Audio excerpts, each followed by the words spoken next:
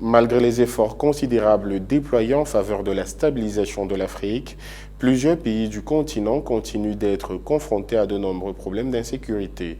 Tiraillés entre conflits communautaires, attaques terroristes, changements de gouvernement anticonstitutionnel et changements climatiques, les États africains restent en quête de paix et de stabilisation sécuritaire. Marie-Raphaël Antolo pour les détails. Bien que le continent africain possède des potentialités multiformes, il fait constamment face au terrorisme, à l'extrémisme violent et aux effets néfastes des changements climatiques. Ce constat fait l'objet du Forum sur la paix, la sécurité et la gouvernance tenu en marge du sommet des dirigeants États-Unis-Afrique. Pour les autorités présentes à ce forum, les populations africaines sont affaiblies par les nombreux changements environnementaux, avec en outre la pauvreté qui les rend de plus en plus vulnérables face aux propositions des milices. Climate shocks has weakened the society. Poverty. Les chocs climatiques ont affaibli la société, la pauvreté, l'absence de nourriture appropriée et l'absence de services étatiques qui ne sont pas entièrement mis en place ont tous contribué à l'affaiblissement de la société.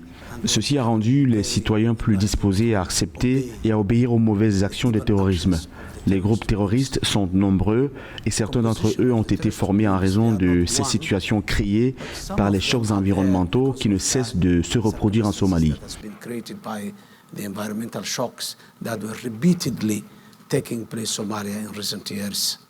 Dans les régions sahéliennes, les experts soutiennent en effet que les dérèglements climatiques tels que la sécheresse et les inondations demeurent des catalyseurs de mouvements migratoires massifs. Par ailleurs, la faiblesse structurelle fondamentale des États engendre des inégalités dans le secteur de l'emploi, avec près de 70% de la main-d'œuvre employée dans le secteur informel selon des données officielles. Dans son diagnostic, le président nigérien Mohamed Bazoum a souligné l'aménagement des ressources naturelles comme cause majeure de cette insécurité.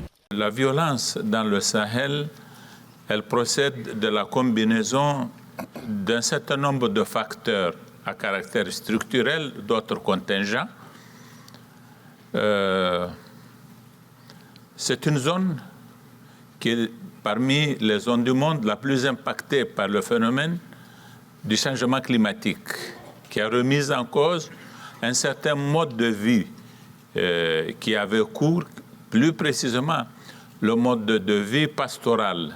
Selon les Nations Unies, ces situations précaires seraient à l'origine des derniers coups d'État qu'ont subi le continent. En 18 mois, 5 pays africains voisins ont subi un coup d'État: Soudan, Tchad, Burkina Faso, Mali et Guinée. Selon une étude publiée en 2022 par le chercheur Jonathan Powell et Clayton Tin, l'Afrique a connu plus de coups d'État que tout autre continent. 30% de toutes les tentatives de coups d'État sur le continent ont eu lieu dans des démocraties, indiquent des experts. La lutte contre le terrorisme, les trafics illégaux de tout genre, la criminalité transfrontalière requièrent des modèles opérationnels plus souples, plus efficaces, moins coûteux et plus offensifs. Le modèle actuel ne répond à aucune des caractéristiques. C'est pourquoi il ne faut pas hésiter à réformer le système, voire le transformer de fond en comble. Servir la démocratie en Afrique, c'est d'abord et avant tout contribuer au rétablissement de la paix en corrigeant ces doubles standards. C'est double injustice à l'égard de l'Afrique. Pour l'Union africaine, il est plus que temps de mettre fin à ces nombreuses successions de conflits sur les terres africaines.